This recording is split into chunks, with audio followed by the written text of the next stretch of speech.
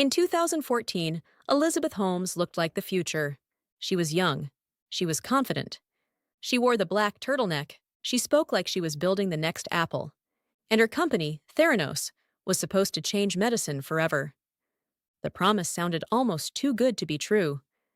Instead of getting blood drawn from your arm, Theranos said it could run blood tests from just a tiny finger prick, a few drops of blood. Fast results. Cheaper tests, less pain, more control over your own health. It was the kind of idea people wanted to believe in. And that was the dangerous part. Because for years, investors, journalists, politicians, and powerful business leaders bought into the dream. Theranos raised hundreds of millions of dollars. It formed partnerships. It opened testing locations. It built a board filled with famous names.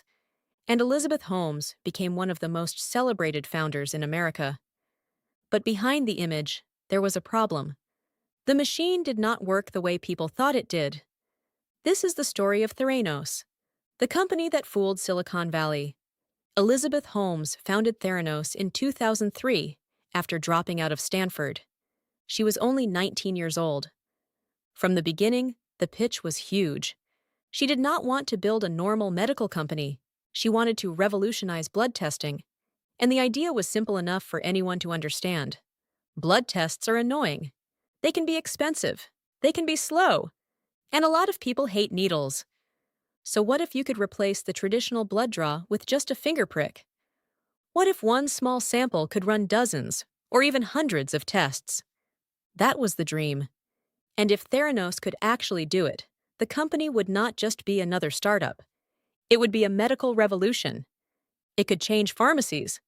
It could change doctor visits. It could change how people caught disease early.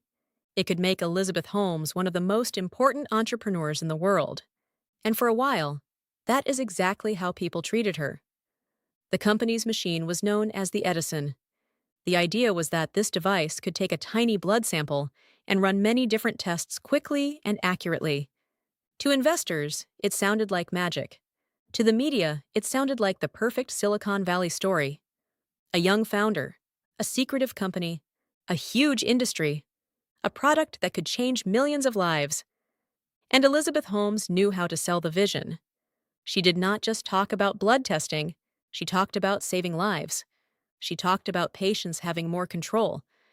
She talked about a future where testing was cheap, easy, and available almost anywhere. That kind of story is powerful, especially when it sounds like it is helping people. But there was one huge question. Could the technology actually do what Theranos said it could do? Inside the company, that question became harder and harder to ignore. Because the public image was revolutionary. But the private reality was much messier. Theranos was not just selling a product, it was selling belief. Investors believed. The media believed. Powerful people believed. And once enough important people believe in something, it becomes harder for others to question it. Nobody wants to be the person who missed the future. Nobody wants to be the skeptic who doubted the next Steve Jobs. And Silicon Valley loves a founder who says the old system is broken. That was part of the magic. Theranos was not just saying, "We have a machine." It was saying, "The entire blood testing industry is outdated, and we are here to replace it." That is a much bigger story. And bigger stories attract bigger money. By the mid-2000s, Theranos had become one of the most famous private companies in America. It was valued in the billions. Elizabeth Holmes was on magazine covers. She was praised as a visionary. And the company's secrecy made it seem even more powerful.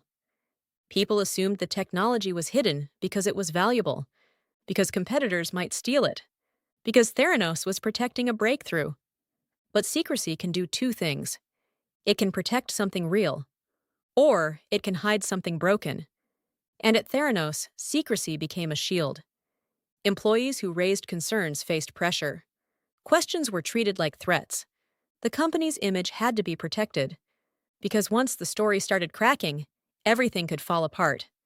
And eventually, the cracks became too big to ignore. In 2015, the Wall Street Journal published reporting that challenged the company's claims. That was the beginning of the end. Because once people started asking serious questions, the mystery around Theranos changed. Before, Secrecy made the company look brilliant. Now, secrecy made the company look suspicious. How many tests could the machine actually run? How accurate were the results? Why were traditional machines being used? What had investors really been told? And what had patients really been trusting? That is what made Theranos different from a normal startup failure. This was not just a failed app. This was not just a bad gadget. This was blood testing. Real people were making real health decisions based on these results. When a tech product fails, people might lose money. When a medical test fails, people can be harmed. Theranos had built its image on trust. Trust us with your blood. Trust us with your health. Trust us with the future of medicine. But trust is fragile. And once people started doubting Theranos, the collapse moved fast. Regulators started paying closer attention. Partners backed away. The media turned. Investors questioned what they had been told. And the company that once looked unstoppable started falling apart.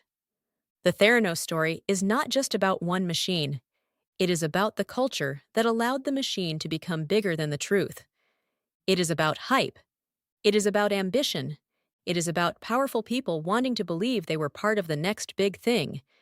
And it is about what happens when a founder becomes so important to the story that nobody wants to ask the obvious question: does this actually work? That question should have mattered most, not the board members, not the magazine covers, not the valuation, not the speeches, not the black turtleneck. The question was simple: can the machine actually do what the company says it can do? And the answer was no. Eventually, Elizabeth Holmes faced criminal charges. She was convicted on investor fraud counts, and the company that had once been worth billions became a warning. A founder once praised as a genius became the face of Silicon Valley fraud. And a product that promised to save lives became a reminder that confidence is not the same thing as proof. That is the real lesson of Theranos. A good story is powerful. A confident founder is powerful. A huge mission is powerful. But none of that replaces evidence. And in medicine, evidence is everything. Theranos worked because people wanted it to be true. Patients wanted easier testing. Investors wanted the next huge company. The media wanted a new tech icon. Silicon Valley wanted another founder who could prove that one bold idea could change the world. Elizabeth Holmes gave everyone the story they wanted. Until the facts caught up. Looking back, Theranos feels unbelievable. How could so many smart people miss it? How could investors give so much money? How could powerful people sit on the board? How could the media celebrate the company before the technology was proven? But that is exactly why the story matters. Fraud does not always look obvious at the start. Sometimes it looks like innovation. Sometimes it looks like confidence. Sometimes it looks like the future arriving early. And sometimes the most dangerous companies are not the ones that seem weak. They are the ones everyone is too excited to question. Theranos did not fool people because the idea was boring. It fooled people because the idea was beautiful. A world where blood testing was easier. A world where disease could be caught earlier. A world where one small device could give people control over their health. That vision was powerful. But a powerful vision becomes dangerous when people stop demanding proof.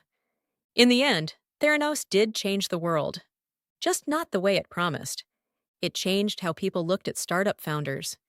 It changed how investors thought about due diligence. It changed how the public understood Silicon Valley hype. And it became one of the clearest warnings in modern business history. Do not confuse confidence with truth. Do not confuse secrecy with brilliance. And do not confuse a good story with a working product. Because Theranos had the story. It had the founder. It had the investors. It had the media attention. It had the billion-dollar valuation. But it did not have the thing that mattered most. A machine that actually did what the world was told it could do. This was the company that fooled Silicon Valley. And if you want more stories about money, power, and disasters that almost changed history, subscribe.